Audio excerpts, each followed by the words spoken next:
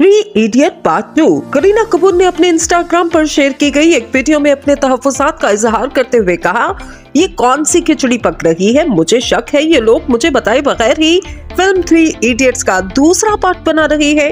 इसके बाद बमन ईरानी, जावेद जाफरी और मोना सिंह ने भी वीडियो जारी की, जिनमें उन्होंने हैरानगी का इजहार किया।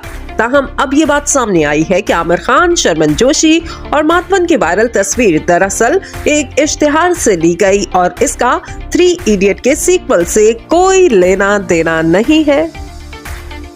गुज़िश्ता रोज आपको बताएं कि थ्री इडियट स्टार्स की जानिब से एक तस्वीर सोशल मीडिया पर गर्दिश कर रही थी, जिसके बाद करीना कपूर की जानिब से तशवीश का इजहार किया गया कि थ्री इडियट 2 बन रही है, तो उन्हें इस हवाले से क्यों अपडेट नहीं किया गया।